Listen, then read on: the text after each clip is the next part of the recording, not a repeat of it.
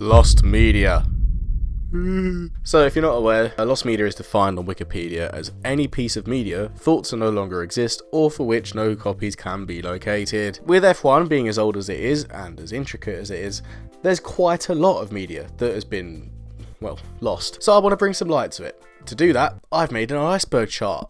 Wow! If you don't know what an iceberg chart is, I don't know where you've been for the last 5 years, but essentially, it starts at the top with things that most people have at least some knowledge of, if they know the sport. And the further down it goes, the less and less well-known things get, and the more murky it gets. Then we land at the very bottom, which is basically stuff that no one has ever heard of, like Sector 97, the comic where Fernando Alonso is a superhero defending Earth from destruction. Yeah, I'm not making this up. I've never seen anyone speak about it. I'm going to be the first. Please don't steal my idea. The main reason I'm doing this is to talk about some things I find interesting or amusing, but many people maybe aren't aware of. But I'm also doing it to put some things that should really be left alone to bed. Let's get started. We'll start things off easy with pre-70s races. Obviously, before the late 70s, Formula 1 wasn't really on TV. It wasn't until Hunt and Lauda's championship fight that the BBC thought to actually broadcast the races live. Before that, it was just highlights, occasionally. So they showed some races live, including, obviously, the championship decider, and the rest is history. That's great, but what the fuck happened before then? Well, the issue is the 60s and most of the 70s are just gone. There's not really any footage of the races back then, and maybe that's a good thing, because most of the time only 5 people finished and someone blew up. But it's a shame, really, because I would have loved to watch these old races, but they just aren't there. Alonso's 2015 crash. It's this. Okay, no. So this one's interesting. In 2015, Alonso was test driving his shitbox McLaren in Barcelona when he crashed. It didn't look like that bad of a crash. It didn't even really look like he did anything at all. It just looked like the car stopped and clipped a wall. But it was so bad that he had to be taken out on a stretcher and airlifted to hospital. What happened? Well, no one really knows. McLaren at the time said it was a strong gust of wind that made him crash. Like, fuck off, really? I know they're not particularly heavy cars, but they're not made of fucking paper. Alonso himself said that there was something wrong with the car. He blamed steering lock, but conspiracies flew, you know? What if he got electrocuted? What if Honda's power unit was that shit? It's entirely possible. We will never know. There are many pictures of this crash, but there is no video footage that has ever been publicly released. There has to be CCTV. There has to be an onboard, but it's just never been taken out. And whether we'll ever actually know what happened on that day, who knows. Senna's 1988 Monaco lap. This one most people are aware of.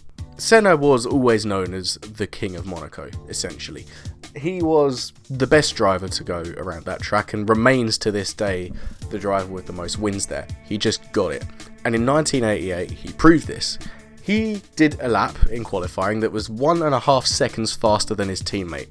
Now, that wouldn't be so impressive if his teammate was, I don't know, Logan Sargent. But it wasn't. It was Alain Prost, one of the best drivers to ever do it. So, a lot of people are like, wow, I'd love to see this lap.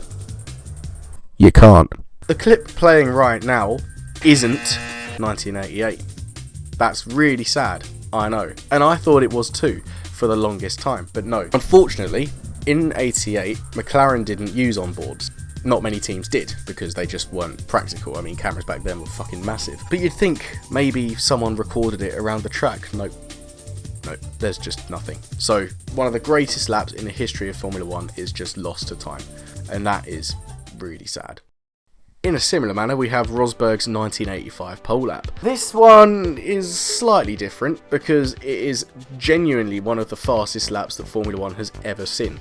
In 1985, Keke Rosberg went out in Silverstone and completed a qualifying lap. There was nothing particularly eventful about the day, it's just that he somehow managed an average speed of 160 miles an hour for the entire lap, which wasn't beaten until 2002 with Juan Pablo Montoya. That is insane. It wasn't recorded, it wasn't broadcast, we have no footage of it, I don't even know if there's pictures of it, there probably are.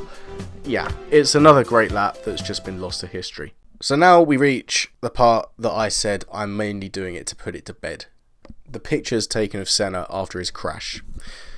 In 1994, Angelo Orsi was at Tamburello. He was a photographer for the Auto Sprint magazine and a close friend of Senna's. When he came off track, he got pictures, as is his job, and then as the medics began work on him, he got some pictures of Senna outside of the car and without his helmet on after the crash. Now, when he developed these pictures, he immediately contacted the Senna family and said, listen, I've got these pictures, people are going to want to see them, and his family immediately went, no, please don't ever release them, and he never did. To this day, those photos are a secret and will most likely never be released to the public. Now, the reason I'm saying this is because to this day, Angelo still gets offers of money for those photos. He's been offered up to $100,000 to release those pictures to the public or to other journalists. Why? Why do people want to see this? I just don't get it. Let the man rest in peace. Anyway, that's as serious as this video is going to get. It's the last I'm going to touch on any fatal crashes. We're going to start with the BBC F1 forum.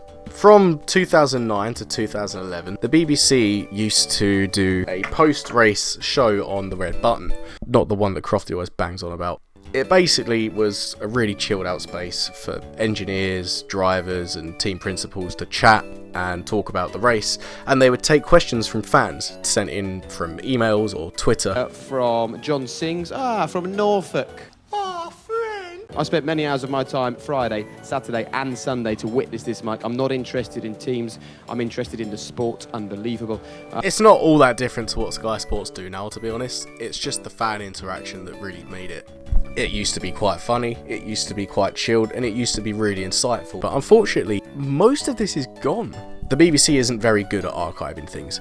Once it's on iPlayer for a few weeks, it fucking disappears, and that's kind of it. So much of this is just lost to time. There are a few episodes of it on the web archive, but that's kind of it. I wish that F1 still had that interaction aspect to it, but that doesn't make you money apparently.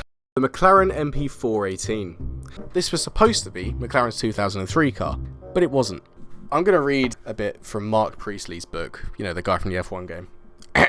For the 2003 season, our designers had come up with a radical new car, the MP4-18, employing some revolutionary concepts in aerodynamics. The MP4-18 turned out to be, without doubt, the worst racing car I have ever worked with. The test team spent a dismal few months wrestling with it, trying to tame it, hone it, and polish what was fast becoming known as a shit on wheels. It broke down regularly, and for more reasons than I'd ever care to remember, most of the time it never even left the garage, because something had failed before it even got moving.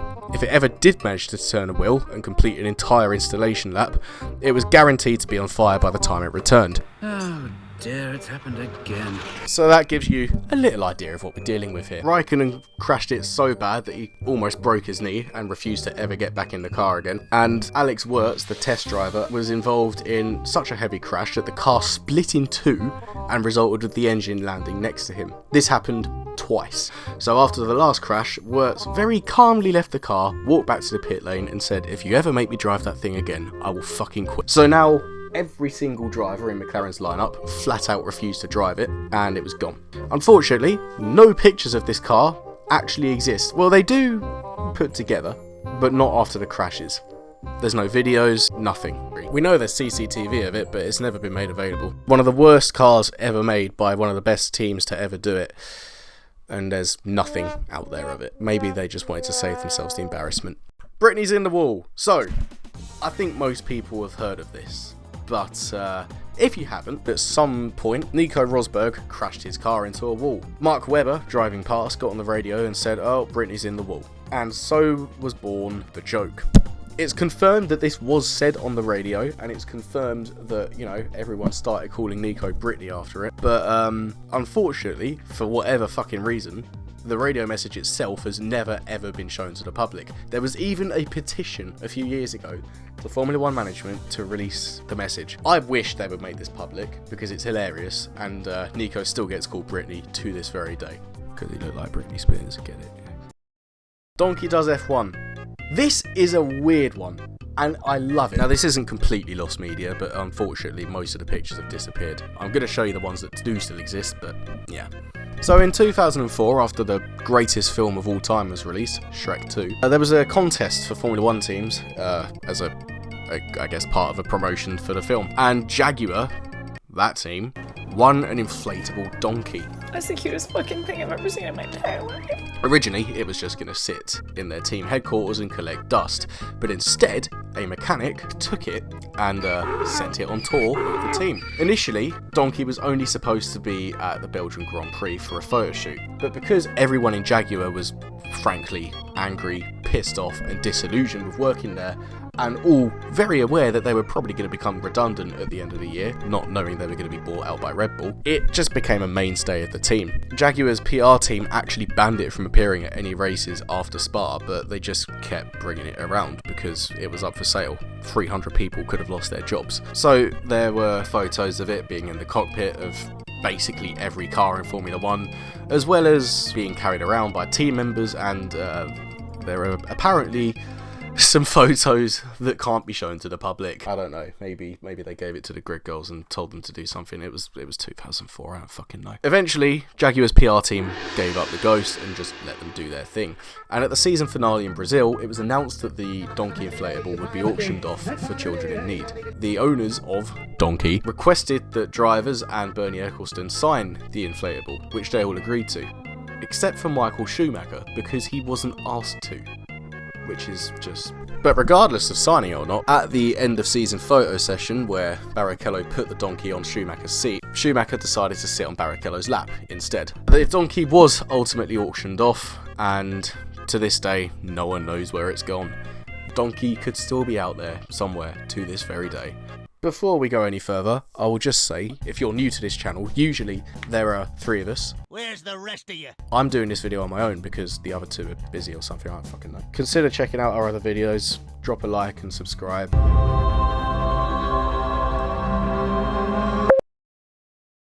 Racing Arrows was a TV series put up in 2001 about the team, Racing Arrows. It's not entirely lost. There are some episodes that have been recovered, but the entire series is gone. It was a 13-part TV series that went up on ITV in 2001. It was basically a behind the scenes of the Arrows team and their drivers Pedro de la Rosa and Jos Verstappen. The F1 N64 game. So, World Grand Prix was a game. It released.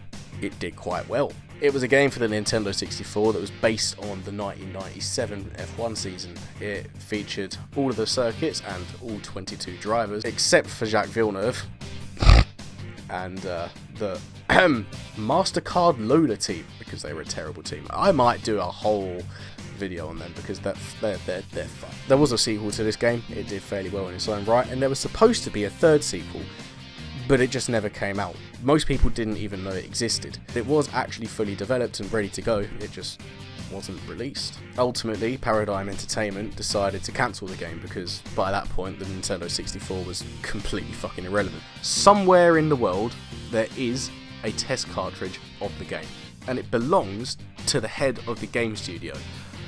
Will we ever actually see the game? Probably not. Does anyone care enough to? No! Zonta's crash. So, you may be familiar with Ricardo Zonta from our 1999 video, or, just because you know him, but whatever. Essentially, he was no stranger to absolutely fucking mental crashes. I'm just going to play a bit from our other video. Jacques Villeneuve and Zonta, whose first name doesn't exist, made a pact on who had the biggest balls to take Eau Rouge flat out. Basically, what that ended up happening was Villeneuve spun out to the right, had a huge accident and wrote off the car. And then, about 5 minutes later, Zonta, unperturbed by seeing his teammate hit the wall at 190 miles an hour, decided, I'm not going to go against this bet that we have going on. Fuck knows how much money was on the line, because the fucker still took it flat out and had an even bigger accident and turning his car into a Beyblade, coming to a stop with no tyres, no front end, no rear end. The only thing left of the car was the engine, the driver's seat, the driver himself, and the steering wheel. Miraculously, both cars were rebuilt for the race, which was a bit of a shame, really, because nothing fucking happened. However, this one wasn't a dare. This one, no video footage of it was ever released, even though it is known that there is CCTV and video footage. During a testing session in April 2000, Zonta was testing, crazy, and on his approach to Stowe, his car suffered a front suspension failure. Somehow, this caused his car to become airborne, clip the top of a tyre barrier, hurdle over an 8-foot catch fence, and end up landing right in front of a spectator stand, upside down.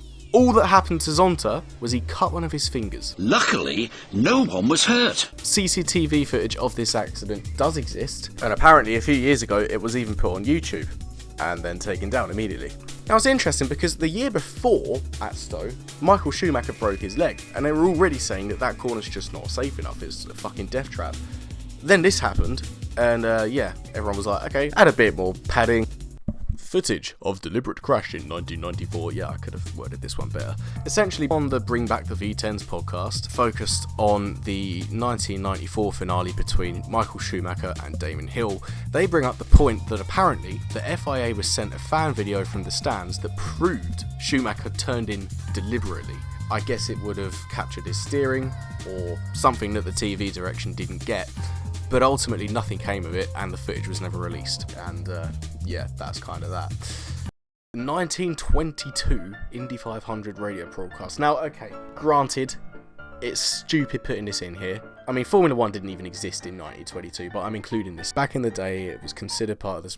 whatever. Boring. This was actually the first time the Indy 500 had ever been broadcast on radio, but back then, they didn't actually bother saving radio recordings. So this is literally completely gone. People tuned in from all over the world to try and listen to what was happening. Unfortunately, no copies of that broadcast exist today. I also didn't realise how long the Indy 500 has been going on. The first one was in 1911. John Marston was alive to see the Indy 500. F1 Racing Championship 2. The fuck is this? Well, this was a game put out on the PS2, and it was really popular. It was really crap, and it was actually a Ubisoft product, so I don't know if I'd rather have them than EA. I think I would. And they were working on a sequel, but for some unknown reason it got cancelled. It was supposed to be a hell of a lot better than the one that came out. Everyone was always complaining that the AI was shit and the damage model was over the top, but Ubisoft never actually said why they didn't release it, and it probably would have been better than whatever the fuck came out after that. Now, we're at the bottom of the iceberg. The weirdest shit. Hell yeah. Okay, we'll start with Coulthard's radio mix-up.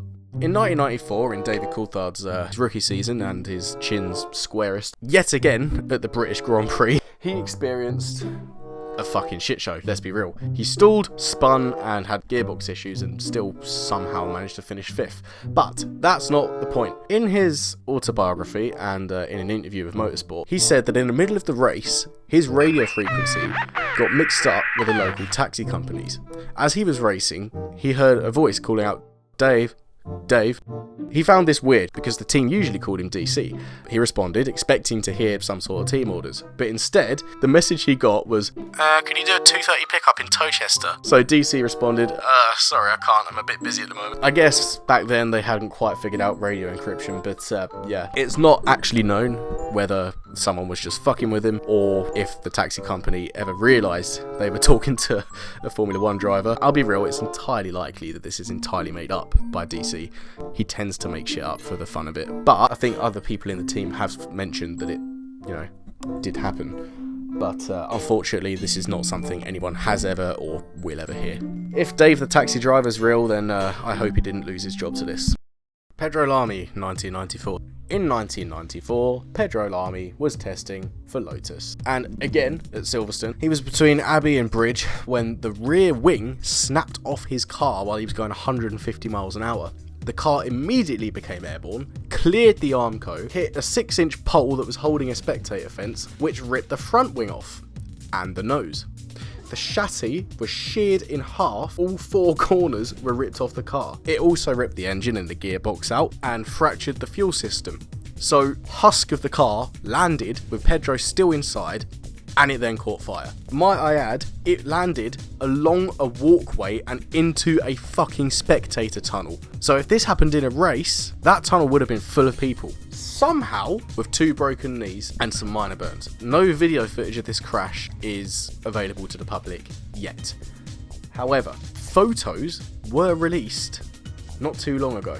I, honest to God, do not know how this crash happened and how it was so bad. Thank God he's alright. Laguna Seca F1 race. Yeah, apparently in the 50s, Laguna Seca was used as a racetrack for Formula 1. It was never part of the championship, but it was won twice by Sterling Moss and then again by Roger Penske, so I guess it's real. There is virtually no information about it anywhere on the internet except Wikipedia. The only reason I know it's true is because there are official, actual documents. Apparently 55,000 people were there, and literally no information exists on it.